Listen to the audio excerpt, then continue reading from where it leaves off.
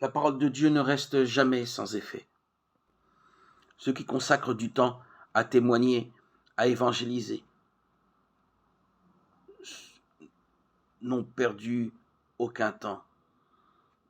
C'est le temps dont Dieu a besoin pour faire mûrir la semence dans le cœur des êtres humains.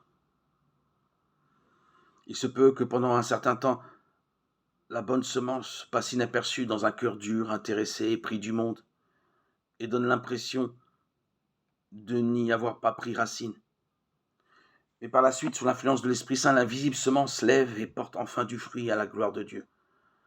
Dans notre travail, nous ne savons pas ce qui réussira, ceci ou cela. Nous n'avons pas à nous préoccuper. Nous devons accomplir notre tâche et laisser à Dieu le soin du résultat. Dès le matin, sème ta semence et le soir ne laisse pas reposer ta main. L'Éternel a déclaré en faisant alliance avec la famille humaine, tant que la terre subsistera, les semailles et la moisson ne cesseront point.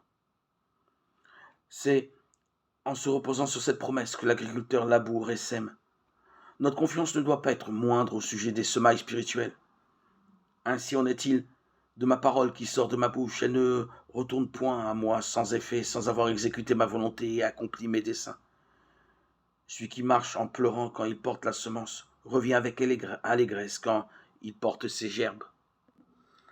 Oui, l'œuvre de Dieu porte ses fruits. La conversion vient de Dieu. Nous pouvons semer la semence et cultiver le sol, mais nous devons lui laisser le reste.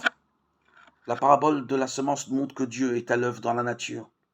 La semence porte en elle le principe de la germination que Dieu lui a imparti.